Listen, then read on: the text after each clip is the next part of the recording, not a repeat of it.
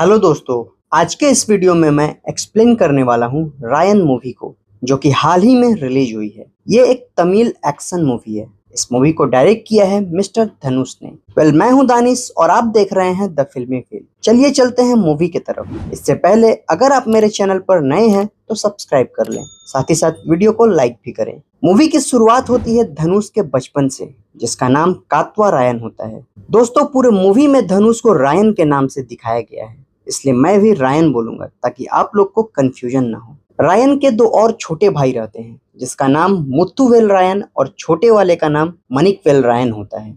यहाँ हम देखते हैं रायन की माँ प्रेग्नेंट रहती है और वो एक बेटी को जन्म देती है। बेटी का नामकरण करने के लिए पुजारी जी को बुलाया जाता है, लेकिन रायन अपनी बहन का नाम खुद रखना चाहता है, इसलिए रायन अपनी बहन का नाम दुर्गा रखता है। रायन अपनी बहन से बहुत प्यार करता है। फिर एक दिन रायन के माता पिता किसी काम से शहर जाते हैं और रायन से बोलते हैं शाम तक लौट आएंगे, तब तक भाई और बहन का ख्याल रखना। फिर धीरे धीरे शाम हो जाती है, लेकिन रायन के माता पिता वापस नहीं आते। रायन को टेंशन होने लगती है कि आखिर माता पिता वापस आए क्यों नहीं। इंतजार करते करते 2 दिन बीत जाते हैं और रायन अपने भाई बहन को लेकर बारिश में भीगते हुए पुजारी के घर जाता है और पुजारी से बोलता है कि 2 दिन पहले मेरे माता पिता शहर गए थे पर अब तक वापस नहीं आए। वहीं पुजारी बोलता है तुम लोग यहाँ सो जाओ, कल सुबह मैं किसी को शहर भेजकर पता करवाऊंगा। फिर रायन अपने भाई बहन के साथ सो जाता है। कुछ देर बाद रायन को धीमी आवाज में कुछ बात करने की आवाज सुनाई देती है। रायन जगता है और गेट के पास कान लगाकर सुनता है तो उसे पुजारी का आवाज सुनाई देता है, जहाँ पुजारी रायन की बहन को बेचने का बात कर रहा है। रायन ये सुनकर अपने भाई बहन को लेकर वहां से भागने ही वाला था, तभी सामने पुजारी आ जाता है और रायन के हाथ से उसकी बहन को छीन लेता है। फिर रायन वहीं काली माँ के पास रखे हुए तलवार को उठा लेता है और पुजारी का गला काट देता है। ये देखकर रायन के दोनों भाई डर जाते हैं। तभी रायन बोलता है किसी से डरने का नहीं, चाहे कुछ भी हो जाए। और रायन रात के अंधेरे में अपने भाई बहन को लेकर रोड के तरफ जाता है और एक पेड़ को काटकर रोड को ब्लॉक कर देता है ताकि आने वाली गाड़ी पेड़ को देखकर रुक जाए। फिर कुछ देर के बाद वहां एक 407 ट्रक आती है, जिसमें सब्जी लोड रहता है। रास्ते में पेड़ को देखकर ड्राइवर गाड़ी को रोक देता है और पेड़ को हटाने लगता है। उतने देर में रायन अपने भाई बहन को लेकर उस ट्रक में चढ़ जाता है और छुप कर बैठ जाता है। फिर अगली सुबह रायन चेन्नई पहुंच जाता है। चेन्नई पहुंचने के बाद ट्रक को खाली करने के लिए पोलदार और उस सब्जी के मालिक आते हैं। पोलदार टोकरी को हटाता है और उसकी नजर रायन पर पड़ती है। पोलदार रायन को डांटता है और पूछता है कौन हो तुम और गाड़ी में तुम कैसे चढ़े। तभी रायन तलवार निकाल लेता है। ये वही तलवार है दोस्तों जिससे पुजारी का गला काटा था। खैर, रायन बोलता है मेरे करीब मत आना वरना मैं सबको मार दूंगा, मुझे यहाँ से जाने दो, मैं चला जाऊंगा। तभी उस सब्जी के मालिक, जिनका नाम शेखर होता है, वो रायन और उसके भाई बहन को देखकर समझ जाते हैं कि इनका इस दुनिया में कोई नहीं है। फिर शेखर भाई रायन और उसके भाई को चाय के शॉप पर लेकर जाते हैं, कुछ खिलाते पिलाते हैं और बोलते हैं अगर इस शहर में तुम्हारा कोई अपना है तो बताओ, मैं तुम्हें वहां पहुंचा दूंगा। लेकिन रायन बोलता है कि मुझे बस एक काम दिला दो। तभी शेखर भाई बोलते हैं कि काम तो दिला दूंगा पर रहोगे कहाँ। तभी रायन बोलता है कि मैंने एक कुत्ते को देखा है बाहर सोते हुए, जब जानवर बाहर सो सकता है तो मैं भी सो लूंगा। फिर शेखर भाई रायन को सब्जी लोडिंग अनलोडिंग का काम दिला देते हैं। फिर एक दिन रायन शेखर भाई को बोलता है अब मुझे एक घर दिला दो, मैं अपने भाई बहन को बाहर नहीं सुला सकता। फिर शेखर भाई रायन को रहने के लिए एक छोटा सा कमरा दिला देते हैं और रायन और उसके भाई बहन उसी में रहने लगते हैं। धीरे धीरे कई साल बीत जाते हैं और रायन और उसके भाई बहन बड़े हो जाते हैं। टाइम बीतने के बाद रायन मजदूरी का काम छोड़कर खुद का फास्ट फूड शॉप चलाता है, जिसमें मुथुवेल रायन उसका हाथ बटाता है। वहीं मणिकवेल रायन कॉलेज में पढ़ाई करता है और खाली समय में वो भी रायन के साथ दुकान चलाता है। फिर हम लोग शेखर भाई को देखते हैं, जो थोड़े बूढ़े हो चुके हैं। शेखर भाई के पास 2 लोग आते हैं, जिसमें से एक का नाम जगन्नाथन रहता है और जगन्नाथन रायन के शॉप को खरीदने की बात करता है, क्योंकि रायन के शॉप को छोड़कर उस एरिया के सारे शॉप जगन्नाथन का रहता है। इसलिए जगन्नाथन रायन के शॉप को खरीदकर उसे और बड़ा करना चाहता है। वहीं शेखर भाई बोलते हैं ये शॉप बिकाऊ नहीं है। फिर जगन्नाथन बोलता है कि मैं मुंह मांगी रकम दूंगा, बस इतना बताओ किससे बात करना होगा इस दुकान को खरीदने के लिए। फिर शेखर भाई बोलते हैं अगर वक्त गलत चल रहा हो तो मणिकवेल रायन से बात कर लो और वक्त ज्यादा गलत चल रहा है तो मुथुवेल रायन से बात कर लो। और अगर तुम्हारा जन्म ही गलत वक्त पर हुआ है तो इन दोनों के बड़े भाई कात्वा रायन से बात कर लो। ये सब सुनकर जगन्नाथन बोलता है, मैं सौदे का बात करने आया था, पर आप तो मुझे डरा रहे हैं, बोलो तो मैं दुरई भाई से बात कर लेता हूँ। दोस्तों, दुरई भाई उस एरिया के बाहुबली रहते हैं। फिर शेखर भाई जगन्नाथन को बोलते हैं कि अब जाओ यहाँ से, क्योंकि मुथुवेल का आने का टाइम हो रहा है और वो थोड़ा सनकी है, कब क्या करेगा किसी को नहीं पता। तभी वहां मुथुवेल रायन की एंट्री होती है और जगन्नाथन मुथुवेल से शॉप खरीदने के लिए उस शॉप की कीमत पूछता है। वहीं मुथुवेल 200 करोड़ की डिमांड करता है। इतने बड़े रकम को सुनकर जगन्नाथन का होश उड़ जाता है और बोलता है, मैं बातचीत से इस शॉप को खरीदना चाहता था, वरना दुरई भाई को बोलकर आसानी से कब्जा कर सकता हूँ। दुरई भाई का नाम सुनते ही मुथुवेल रायन का दिमाग घूम जाता है और वहां रखे बियर के बोतल से जगन्नाथन के सर पर मारता है, जिससे उसकी सर फट जाती है और जान बचाकर जगन्नाथन वहां से भाग जाता है। तभी वहां गुस्से में मुथुवेल की गर्लफ्रेंड आती है, जिसका नाम मेघना रहता है। यहाँ हमें मालूम चलता है कि मुथुवेल का कैरेक्टर भी कुछ सही नहीं है। मेघना के साथ साथ और भी किसी लड़की के साथ उसका चक्कर चल रहा है। वहीं दूसरी तरफ हम लोग मणिकवेल रायन को देखते हैं, जो कॉलेज इलेक्शन में खड़े हैं, और दूसरी तरफ अगेंस्ट में वहां के एमएलए का लड़का खड़ा है। मणिकवेल रायन को इलेक्शन से नाम वापस लेने के लिए कुछ गुंडे मारने आते हैं, लेकिन मणिकवेल रायन सारे लोग को बुरी तरह से मार गिराता है और सीधा अपने शॉप पर जाता है, जहां हम लोग रायन को देखते हैं जो अपने कस्टमर के सेवा में लगे हुए हैं। फिर वहीं पर मेघना आती है और मुथुवेल के कैरेक्टर के बारे में रायन को बताती है।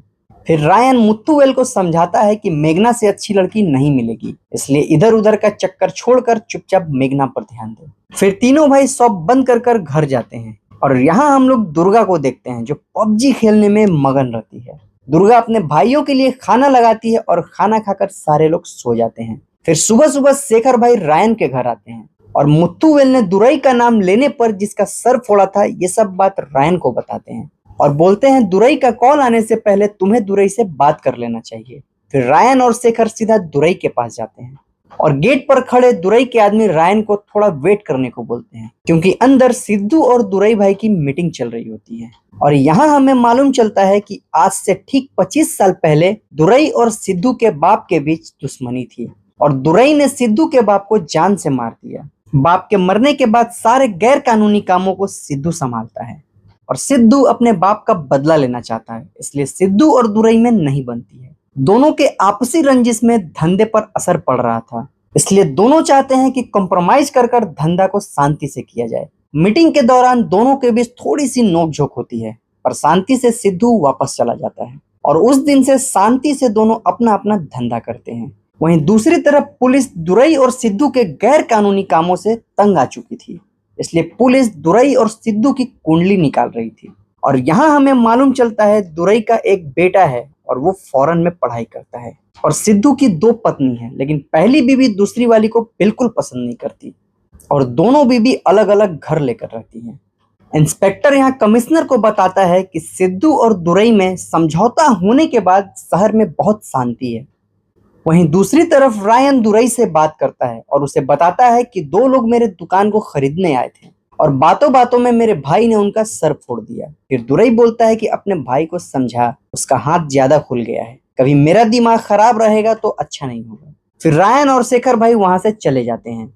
घर जाने के दौरान शेखर भाई रायन को बताते हैं कि उन्होंने एक लड़का देखा है दुर्गा के शादी के लिए। लड़का अच्छा है और गवर्नमेंट जॉब करता है।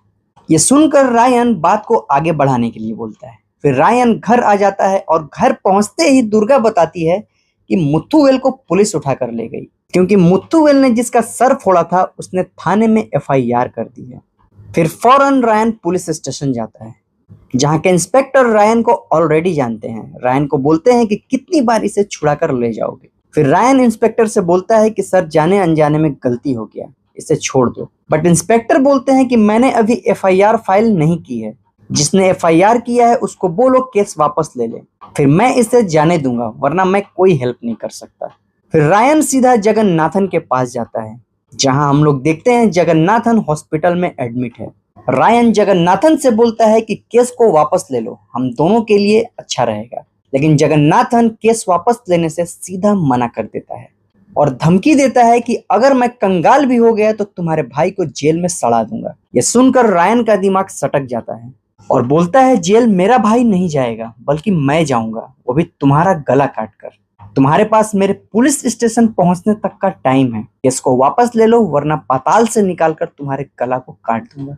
इस धमकी को सुनकर जगन्नाथन बुरी तरह से डर जाता है और रायन के पुलिस स्टेशन पहुंचने से पहले केस वापस ले लेता है और मुथुवेल को पुलिस रिहा कर देती है। वहीं दूसरी तरफ कमिश्नर यहाँ के गैंग को साफ करने की प्लानिंग करती है, क्योंकि यहाँ के गुंडों ने रत्नन नाम के सब इंस्पेक्टर को बीच रोड पर जिंदा जला दिया था और वो इंस्पेक्टर कोई और नहीं बल्कि कमिश्नर के पिता थे। इसलिए कमिश्नर अपने बाप का बदला लेना चाहता है। वहीं अगले दिन कमिश्नर लोकल आदमी बनकर दुरई और सिद्धू के एरिया में छानबीन करने जाते हैं, लेकिन वहां के लोग उन्हें अनजान समझकर वहां से भगा देते हैं।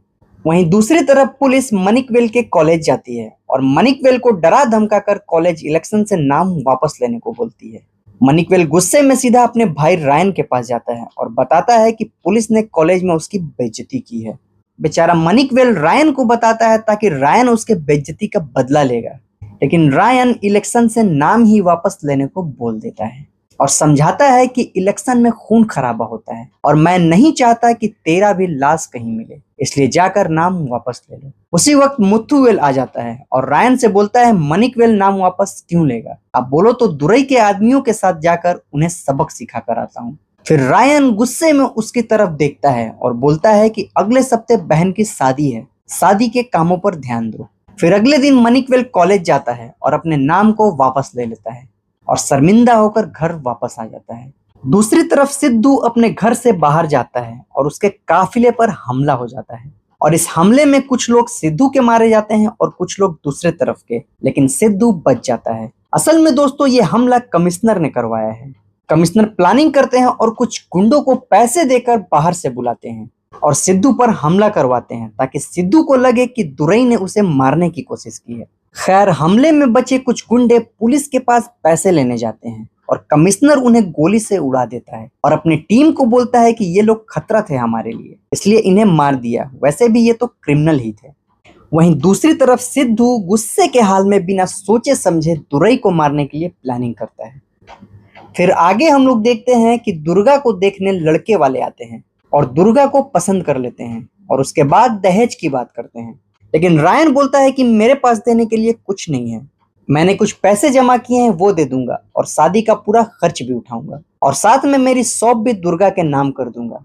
इतना सारा दहेज सुनकर लड़के वाले शादी के लिए हाँ कर देते हैं। फिर रात हो जाती है और मुथुवेल रायन के इस बात से खुश नहीं था। वो रायन से बोलता है कि आपको दुकान देने से पहले एक बार हम लोगों से बात करना चाहिए था। उस दुकान को खड़ा करने के लिए हम सब ने जी जान लगाया है और आपने ऐसे ही दहेज में देने का फैसला कर लिया। यहाँ दुर्गा और मुथुवेल के बीच थोड़ी सी नोकझोंक होती है और दुर्गा रायन से बोलती है कि जो मुझसे शादी करने के लिए दहेज मांगे ऐसे इंसान से मुझे शादी नहीं करनी है। फिर रायन बोलता है कि इस शहर में आने से पहले हम लोगों के पास कुछ नहीं था, इसलिए इस दुकान के बाद भी हम लोग कुछ कर लेंगे, जाओ जाकर सो जाओ। फिर सुबह हो जाती है और मुथुवेल की मुलाकात मेघना के पिता से होती है। मेघना के पिता मुथुवेल से बोलते हैं कि अपनी बहन के लिए सरकारी नौकरी वाला लड़का ढूंढ रहा है और मैं अपनी बेटी के लिए तुझ जैसे आवारा लड़का से शादी क्यों करूं। ये सुनकर मुथुवेल गुस्से में मेघना के पिता को मार देता है। फिर शाम हो जाती है और मुथुवेल दारू पीने बार में जाता है। वहीं दूसरी तरफ सिद्धू बदला लेने के लिए अपने आदमियों को दुरई के इलाके में भेजता है। वो सारे लोग उसी दारू के शॉप पर जाते हैं जहां पहले से मुथुवेल दारू पी रहा होता है। सिद्धू अपने आदमियों को कॉल करता है और बोलता है कि मुथुवेल को जान से मार दो। तभी वहां गुस्से में मेघना आती है और बोलती है तूने मेरे बाप को क्यों मारा। फिर मेघना और मुथुवेल के बीच तू मैं होती है। उसी बीच मेघना मुथुवेल को एक थप्पड़ मार देती है और वहां से चली जाती है। सिद्धू के आदमी और मुथुवेल के अलावा एक और ग्रुप वहां दारू पी रहा होता है, जो असल में वो दुरई के बेटे का ग्रुप था, जो कि हाल ही में दुरई का बेटा फॉरेन से आया था। मेघना के मारने के बाद दुरई का बेटा मुथुवेल पर हंसने लगता है और मुथुवेल गुस्से में लड़ाई कर लेता है। दोनों के बीच लड़ाई होता देखकर सिद्धू के आदमी भी तलवार और चाकू से हमला कर देते हैं। तीनों ग्रुप में लड़ाई होती है और सारे लोग एक दूसरे को मारने लगते हैं और यहाँ मुथुवेल अच्छे से सबकी धुलाई करता है और दुरई के बेटे को मारकर बुरी तरह से पस्त कर देता है और इस लड़ाई में मुथुवेल को भी चाकू लग जाती है, जिस वजह से वहीं जख्मी होकर गिर जाता है। फिर पुलिस चोरी चुपके बार में आती है और देखती है यहाँ लाशों का ढेर हो चुका है। वहीं पुलिस को दुरई का बेटा दिखाई देता है जिसकी सांसें चल रही थी, लेकिन पुलिस हॉस्पिटल ले जाने के बजाय उसका मुंह दबाकर उसे मार देती है और मुथुवेल को सिद्धू का आदमी समझकर छोड़ देती है और मुथुवेल का एक पिक्चर लेकर वापस लौट जाती है। वहीं मुथुवेल को घर पर नहीं देखकर रायन और मणिकवेल खोजने निकलते हैं। खोजते हुए रायन के पास दुर्गा का कॉल आता है और दुर्गा बोलती है कि मणि भाई ने मुथु भाई को खोज लिया है। फिर रायन उसी वक्त घर जाता है और देखता है कि मुथुवेल को चाकू लगी है और वो जख्मी है और दुर्गा खुद से ही भाई को टांके लगाती है क्योंकि हॉस्पिटल जाने से पुलिस का लफड़ा होगा। फिर उसी वक्त शेखर भाई का कॉल आता है और बताते हैं कि बार में दुरई के बेटे को किसी ने जान से मार दिया है। ये सुनते ही रायन और उसके भाई बहन मुथुवेल की तरफ देखने लगते हैं और टेंशन में हो जाते हैं क्योंकि दुरई भाई इस एरिया के सबसे बड़े डॉन हैं और उनके बेटे की हत्या यानी मारने वाले की तो खैर नहीं है। खैर उसी वक्त रायन के पास दुरई का कॉल आता है और दुरई रायन से बोलता है कि सुबह तक अपने भाई को मेरे हवाले कर दे और अब से तेरे एक भाई और एक ही बहन है ये समझ ले, और अगर अपने भाई को लेकर नहीं आया तो मेरे आदमी तेरे घर जाकर एक एक को काट देंगे।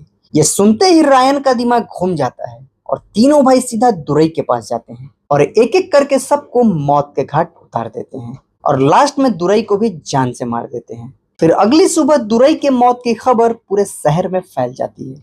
वहीं दूसरी तरफ सिद्धू भी सोच में पड़ा हुआ था कि आखिर दुरई को मारा किसने, मेरे आदमी भी मारे गए और दुरई का पूरा गैंग भी साफ। यहाँ सिद्धू अपने आदमियों को बोलता है कि पता लगाओ कि दुरई को किसने मारा। वहीं लोगों में कानाफूसी चल रही थी कि सिद्धू ने ही दुरई को मारा है अपने बाप का बदला लेने के लिए। वहीं दूसरी तरफ पुलिस भी छानबीन में लगी थी कि आखिर दुरई को मारा किसने। फिर आगे सिद्धू के पास उसका एक आदमी आता है और बोलता है कि पता लग गया कि दुरई को किसने मारा है। फिर सीधा रायन के पास कॉल जाता है कि सिद्धू भाई ने उसे बुलाया है। रायन सिद्धू के पास जाता है और सिद्धू रायन से पूछता है कि दुरई को कैसे मारा है, लेकिन रायन सीधा मना कर देता है और बोलता है कि मेरा 2 भाई और एक बहन है और मैं सिंपल इंसान हूँ, मैं एक दुकान चलाता हूँ। लेकिन सिद्धू ये सब सुनने को तैयार नहीं था। वो बस एक ही रट लगाया था कि दुरई को तूने ही मारा है और रायन को अपने गैंग में शामिल होने के लिए ऑफर करता है। तभी रायन बोलता है कि दुरई जैसे बड़े आदमी को अगर मैंने मारा होता तो आपको भी मार देता, मैंने दुरई को नहीं मारा है। ये बोलकर रायन वहां से वापस आ जाता है। यहाँ रायन की बात से सिद्धू का ईगो हर्ट हो जाता है और सिद्धू अपने आदमियों से बोलता है कि या तो ये मेरे साथ काम करेगा या फिर जहन्नुम जाएगा। फिर एक दिन रायन अपनी बहन के शादी के लिए बैंक से लोन लेने जाता है। पैसे लेकर बैंक से घर वापस आता है। उस दरमियान सिद्धू के आदमी रायन पर हमला करते हैं, लेकिन रायन अपनी नुकीली हथियार से एक एक को पूरी तरह से मारता है और मौत के घाट उतार देता है। वहीं सिद्धू का भाई भागता हुआ सिद्धू के पास जाता है और रायन के बारे बोलता है कि वो खतरनाक इंसान है, उसने बुरी तरह से सबको अकेले ही मार दिया। ये सुनते ही अब सिद्धू भी कंफर्म हो जाता है कि ये 1 मैन आर्मी ने ही दुरई और उसके गैंग को मारा है। वहीं दूसरी तरफ हम लोग देखते हैं कि पुलिस को छानबीन के दौरान पता चलता है कि दुरई को जिस हथियार से मारा गया है वो एक नॉर्मल सा नुकीला हथियार है और यहाँ पुलिस को अब समझ आने लगता है कि दुरई को सिद्धू ने नहीं बल्कि किसी और ने मारा है और अब पुलिस उस आदमी को खोजने में लग जाती है जिसने दुरई को मारा है। फिर अचानक से पुलिस का ध्यान उस तरफ जाता है जब बार में हमला हुआ था और हम लोगों ने देखा था कि पुलिस ने मुथुवेल के पिक को क्लिक किया था। फिर पुलिस को शक होता है मुथुवेल पर, इसलिए पुलिस मुथुवेल के कुंडली को निकालती है और यहाँ पुलिस को पता चलता है कि मुथुवेल सिद्धू का आदमी नहीं बल्कि दुरई के एरिया का आदमी है और ये एक आम आदमी है और इसके ऊपर छोटे मोटे मारपीट का केस है। फिर पुलिस दूर से मुथुवेल को देखने उसके घर जाती है। वहीं पुलिस की नजर रायन पर पड़ती है और रायन को देखकर पुलिस को थोड़ा सा शक होता है और कमिश्नर अपने आदमियों को रायन पर नजर रखने के लिए बोलते हैं। फिर रायन दुर्गा के शादी वाले दिन अकेले ही सिद्धू को मारने के लिए उसके घर जाता है। फिर रायन को किसी लड़की की धीमी चीख सुनाई देती है। वो जैसे ही लड़की के पास जाता है तो देखता है कि उसकी बहन दुर्गा है। जल्दी जल्दी दुर्गा का हाथ पांव को खोलता है, तब तक सिद्धू के आदमी वहां हथियार के साथ आ जाते हैं। दोस्तों सिद्धू को पहले से ही शक हो चुका था कि रायन उसे मारने जरूर आएगा, इसलिए दुर्गा को शादी के मंडप से उठाकर अपने घर में बांध देता है और सिद्धू बड़े चालाकी से रायन को ही अपने जाल में फंसा लेता है और यहाँ रायन और सिद्धू के आदमियों के बीच जमकर फाइट होती है। रायन लड़ाई करते हुए दुर्गा को घर से भगाने की कोशिश करता है। उसी वक्त ऑटो से वहां सिद्धू का भाई आ जाता है और दुर्गा को अपने साथ लेकर चला जाता है। रायन एक एक करके सभी को मौत के घाट उतार देता है। उसी वक्त मुथुवेल और मणिकवेल भी वहां आ जाते हैं और सिद्धू का आदमी दूर से ही मुथुवेल से बोलता है कि मारो इसको, इसको ही मारने के लिए सिद्धू भाई ने बोला है। ये सुनकर रायन के होश उड़ जाते हैं, अपने ही भाई उसका जान लेने आए। जैसे ही रायन अपने भाई की तरफ बढ़ता है, मुथुवेल रायन को चाकू मार देता है। लेकिन रायन अपने भाइयों को नहीं मारता, बस दुर्गा को बचाने के लिए बोलता है। फिर रायन वहीं जख्मी हाल में बेहोश हो जाता है। फिर यहाँ मूवी का फ्लैशबैक सीन आता है और यहाँ हम लोग देखते हैं कि रायन दुर्गा को याद करता है और उसी वक्त उसकी आंख खुल जाती है और देखता है कि सामने से दुर्गा भागती हुई उसके पास आ रही है। फिर दुर्गा और शेखर भाई रायन को लेकर एक छोटे से क्लिनिक में जाते हैं, लेकिन वहां की नर्स बोलती है कि इसे एडमिट नहीं कर सकते, ये एक पुलिस केस है। तभी दुर्गा उस नर्स के गले पर चाकू रख देती है और बोलती है कि बड़ा हॉस्पिटल लेकर जाना पॉसिबल नहीं है, इसका इलाज यहीं करो और मेरे भाई को बचाओ। फिर दूसरी तरफ सिद्धू के आदमी सिद्धू के पास जाते हैं और बोलते हैं कि मुथुवेल ने रायन को चाकू से मार दिया है। तभी वहां मणिकवेल और मुथुवेल आ जाते हैं और सिद्धू से बोलते हैं कि जिस आदमी को मारने के लिए भेजा था वो असल में मेरे भाई थे। लेकिन यहाँ सिद्धू अनजान बन जाता है और बोलता है कि ओहो, मुझे तो ये बात पता ही नहीं था, तुम लोगों ने मुझे बताया क्यों नहीं। फिर सिद्धू मणिकवेल और मुथुवेल को उसके घर भेज देता है और बोलता है कि बहन के शादी की तैयारी करो। यहाँ मणिकवेल मुथु से बोलता है कि जब सामने तूने भाई को देखा तो चाकू क्यों मारा। फिर यहाँ हम लोग को मूवी का फ्लैशबैक सीन दिखाया जाता है, जहाँ हम लोग देखते हैं कि सिद्धू मुथुवेल को अपने पास काम के लिए रखता है और बहन के शादी के लिए उसे पैसे देता है और अपने घर में खाना वाना खिलाकर ऐसा ब्रेन वॉश करता है कि जिससे मुथुवेल को लगता है कि रायन से ज्यादा सिद्धू उससे प्यार करता है। और इतना लाड प्यार देखकर मुथुवेल सिद्धू से बोलता है कि भाई, जिंदगी में जो चाहा वो सब आपने पूरा किया, इसलिए मैं आपके लिए जान भी दे सकता हूँ। और बेवकूफ मुथुवेल अपने ही भाई पर जानलेवा हमला कर देता है। फिर मुथुवेल और मणि को बात करते हुए शेखर भाई सुन लेते हैं और जाकर दुर्गा को बता देते हैं कि रायन को सिद्धू के आदमी ने नहीं बल्कि मुथुवेल और मणिकवेल ने मारा है। ये सुनकर दुर्गा को बहुत गुस्सा आता है। फिर अगली सुबह दुर्गा का शादी वाला दिन आ जाता है और लड़के वाले लड़की को बुलाने को बोलते हैं, लेकिन मणिकवेल को दुर्गा कहीं नहीं दिखाई देती और दोनों भाइयों का कॉल भी रिसीव नहीं करती। इस बात से लड़के वाले गुस्सा होकर शादी को तोड़ देते हैं, बिना शादी किए अपने घर वापस लौट जाते हैं। वहीं दूसरी तरफ सिद्धू के आदमी शेखर भाई का पीछा कर कर पता लगा लेते हैं कि रायन कहाँ है। फिर सिद्धू अपने आदमियों को वहां भेजता है ताकि रायन को जान से मार सके। सिद्धू के आदमी वहां पहुंचकर क्लिनिक का शटर उठाते हैं, जिसकी आवाज से दुर्गा को लगता है कि कोई अंदर आ रहा है। दुर्गा जैसे ही पीछे मुड़कर देखती है तो सिद्धू के आदमी रहते हैं। सिद्धू के आदमी रायन को मारने के लिए हमला कर देते हैं, लेकिन जैसे तैसे मार खाकर दुर्गा और शेखर भाई एक एक आदमियों को जान से मार देते हैं और सिद्धू के आदमियों के लाश को सिद्धू के घर के सामने लटका देते हैं। और इस लड़ाई में दुर्गा और शेखर भाई बुरी तरह से घायल हो जाते हैं। फिर रायन को वहां से लेकर कुछ दूर एक वीरान से जगह में चले जाते हैं। वहां पहुंचने के बाद शेखर भाई रायन को बताते हैं कि सिद्धू के आदमी ने दुर्गा का रेप किया है। ये सुनकर रायन को बहुत गुस्सा आता है, क्योंकि हम लोग जानते हैं कि बचपन में रायन ने दुर्गा के लिए पुजारी का गला काटा था। वहीं दुर्गा भी अपने भाई का बदला लेने के लिए तलवार चलाने की प्रैक्टिस करती है। और दूसरी तरफ सिद्धू के आदमी पागलों की तरह रायन को खोज रहे थे, बट रायन का कोई पता नहीं चलता। धीरे धीरे कुछ दिन बीत जाते हैं और रायन अब पूरी तरह से ठीक हो जाता है। शेखर भाई इस मामला को शांत करना चाहते हैं, इसलिए दुर्गा और रायन से बात करने जाते हैं। लेकिन रायन और दुर्गा दोनों का दिमाग घूम चुका था। एक तरफ रायन शेखर भाई से बोलता है कि जो मेरे साथ हुआ मैं उसके लिए माफ कर सकता हूँ, लेकिन जो दुर्गा के साथ हुआ उसके लिए नहीं। वहीं दूसरी तरफ दुर्गा शेखर भाई से बोलती है कि मेरे साथ जो हुआ उसके लिए माफ कर सकती हूँ, लेकिन जो भाई के साथ हुआ उसके लिए नहीं।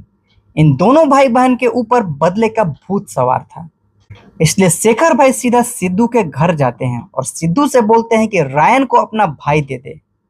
लेकिन सिद्धू रायन को बुरा भला बोलकर अपने भाई को देने से इनकार कर देता है। फिर शेखर भाई सिद्धू को एक कहानी सुनाते हैं और बोलते हैं दुर्गा जब स्कूल में पढ़ती थी तब 3 लड़के ने उसका हाथ पकड़ लिया था और उसके बाद रायन ने तीनों को बुरी तरह से मारा था, जिसमें से 2 अपाहिज हो गए और एक जिंदगी से हाथ धो दिया। सोचो, जब हाथ पकड़ने पर इतना कुछ कर सकता है तो तुम्हारे भाई ने तो उसका रेप किया है, सोचो इसका क्या होगा। तभी वहां रायन का वीडियो कॉल आता है और सिद्धू देखता है कि उसकी दूसरी बीबी अन्नू को रायन ने उठा लिया है। ये देखकर सिद्धू बौखला जाता है और अपने भाई को मारने लगता है। सिद्धू अपने दूसरी बीबी से इतना प्यार करता है कि अपनी बीबी को वापस लाने के लिए अपने भाई को रायन के हवाले कर देता है और रायन सिद्धू के भाई को अपने खंडहर वाले जगह पर ले जाकर चेयर से बांध देता है और दुर्गा सिद्धू के भाई को देखकर लाल पीला होने लगती है। फिर दुर्गा सिद्धू के भाई का अंडमान निकोबार अपने पांव से फोड़ देती है और उसके एक टांग को काट कर उसे जान से मार देती है। वहीं दूसरी तरफ भाई की मौत की खबर सिद्धू को मिलती है, लेकिन यह सुनकर सिद्धू को थोड़ा भी अफसोस नहीं होता। वहीं मनिकवेल सिद्धू के घर से चुपके से शेखर भाई को कॉल करता है और रायन से माफी मांगकर सब ठीक करना चाहता है और शेखर भाई को अपने पुराने घर बुलाता है। वहीं चुपके से सिद्धू शेखर और मनिकवेल की बातों को सुन लेता है और मनिकवेल को अपने कामों में उलझाकर अपने आदमियों को वहां भेजकर शेखर भाई को उठवा लेता है। फिर सिद्धू शेखर भाई के पास जाता है और रायन का पता पूछता है, लेकिन शेखर भाई बोलते हैं कि रायन मेरा बेटा है, मैं उसका पता नहीं बताऊंगा। फिर सिद्धू को गुस्सा आता है और गुस्से में आकर शेखर भाई को जान से मार देता है और वहीं घर के बाहर उनके लाश को लटका देता है। शेखर भाई की मौत की खबर रायन को मिलती है और रायन तुरंत वहां जाता है और दुर्गा बताती है कि मनिकवेल से मिलने जा रहे हैं, ऐसा बोलकर गए थे। और यहाँ दुर्गा और रायन को लगता है कि मनिकवेल ने शेखर भाई को मारा है। मौके पर पुलिस आती है और बॉडी को नीचे उतारती है और साथ में रायन को उठाकर कमिश्नर के पास ले जाती है। कमिश्नर रायन को बोलते हैं कि वो जानते हैं कि दुरई को किसने मारा है। तभी रायन बोलता है अगर सबूत है तो अंदर डाल दो। फिर कमिश्नर रायन को सिद्धू से कॉम्प्रोमाइज करने के लिए बोलते हैं, क्योंकि पुलिस अब इस शहर में खून खराबा नहीं चाहती। यही सेम बात पुलिस सिद्धू से भी बोलती है और दोनों लोग कॉम्प्रोमाइज के लिए एग्री हो जाते हैं और पुलिस के बताए हुए जगह पर दोनों लोग जाते हैं। फिर पुलिस दोनों को बोलती है कि खून खराबे बंद करो, ये अब इस शहर में नहीं होना चाहिए और अपने आपसी रंजिश को अब यहीं पर खत्म करो। तभी मनिकवेल जोर से रोता हुआ जाकर रायन के पैरों में गिर जाता है और माफी मांगने लगता है। कुछ देर के बाद मुत्तुवेल भी रायन से माफी मांगता है और बोलता है कि भाई मेरा एक बच्चा है, उसे गोद में आपको ही खिलाना है। फिर मनिकवेल और मुत्तुवेल रायन के पास खड़े हो जाते हैं। तभी सिद्धू बोलता है कि यही तो मैं चाहता था कि सब भाई लोग मिलकर रहें। फिर कॉम्प्रोमाइज के खुशी में सब लोग मिलकर जश्न मनाते हैं। जश्न खत्म होने के बाद दुर्गा मनिकवेल को चाकू से मार देती है और मनिकवेल वहीं पर मर जाता है। दूर से मुत्तुवेल और सिद्धू ये देख लेते हैं और सिद्धू अपने आदमियों को रायन और दुर्गा को जान से मारने के लिए बोलता है, लेकिन रायन बड़े चालाकी से एक एक करके सिद्धू के आदमियों को मौत के घाट उतार देता है और अब सिद्धू को मारने के लिए आगे बढ़ता है। रायन को आता देखकर मुत्तुवेल भी रायन को मारने के लिए तैयार हो जाता है। फिर रायन की फाइट मुत्तुवेल और सिद्धू से होती है। यहाँ हम नोटिस करते हैं कि मुत्तुवेल रायन पर हमला करता है, लेकिन रायन मुत्तुवेल को नहीं मारता। रायन सिर्फ सिद्धू को मारता है। इन तीनों के बीच कुछ देर फाइट होती है। मुत्तुवेल फिर से रायन को जान से मारने की कोशिश करता है, लेकिन रायन इस बार अपनी नुकीली हथियार से मुत्तुवेल के हाथ में छेद कर देता है और सिद्धू को भी उसी हथियार से उसके पूरे बॉडी में छेद कर देता है और सिद्धू के ऊपर ऑयल गिराकर उसे जिंदा जला देता है, जिससे सिद्धू की वहीं मौत हो जाती है। ये देखकर मुत्तुवेल फिर से रायन पर हमला करता है, लेकिन इस बीच फिर से रायन उसे कई बार नहीं मारने की कोशिश करता है, लेकिन अंत में रायन मुत्तुवेल के गर्दन में अपनी नुकीली हथियार घुसा देता है, जिससे मुत्तुवेल मर जाता है। रायन को बहुत दर्द होता है कि उसने अपने ही हाथों अपने भाई को मार दिया, इसलिए रायन उसे मारने के बाद पीछे पलटकर नहीं देखता, रोता हुआ सीधा चला जाता है। फिर यहाँ एक फ्लैशबैक सीन आता है। यह सीन उस वक्त का है जब कमिश्नर ने रायन को बुलाया था कॉम्प्रोमाइज के लिए। असल में दोस्तों वो कोई समझौता नहीं था, बल्कि कमिश्नर रायन से बोलते हैं कि दुरई के मर्डर के लिए तुम अंदर चले जाओगे तो दुर्गा को कौन संभालेगा, इसलिए तुम सिद्धू को मार दो वरना सिद्धू तुम्हें जरूर मारेगा। कमिश्नर एक प्लान बनाते हैं और रायन को बोलते हैं कि मैं एक मीटिंग अरेंज करूंगा और वो मीटिंग समझौते का होगा और तुम उसी बीच मौका देखकर सिद्धू को जान से मार देना। और अगर इस बीच तुम्हें कुछ हो जाता है तो मैं तुम्हारी बहन का पूरा ख्याल रखूंगा। और अगर तुम बच गए तो कहीं और जाकर नए नाम के साथ अपनी जिंदगी शुरू कर लेना। पुलिस कभी तुम्हारे पीछे नहीं आएगी। और यह सीन यहीं पर कट हो जाता है और आगे हम लोग देखते हैं लड़ाई खत्म होने के बाद कमिश्नर अपने वादे के मुताबिक पैसे लेकर रायन का इंतजार करते हैं। लेकिन दोस्तों, हम लोग जानते हैं कि कमिश्नर अपने सबूत को कभी जिंदा नहीं छोड़ते, इसलिए कमिश्नर रायन का इंतजार करते हैं ताकि रायन का इनकाउंटर कर सकें। लेकिन रायन कमिश्नर से भी चालाक था। वो पैसे लेने नहीं आता और अपनी बहन और मुत्तुवेल के बेटे को लेकर शहर से निकल जाता है और ये मूवी यहीं पर खत्म हो जाती है। मेरी वीडियो अब यहीं पर समाप्त होती है। अगर मेरी वीडियो अच्छी लगी हो तो लाइक, शेयर और सब्सक्राइब जरूर करें। मिलते हैं किसी लेटेस्ट वीडियो में, तब तक के लिए बाय।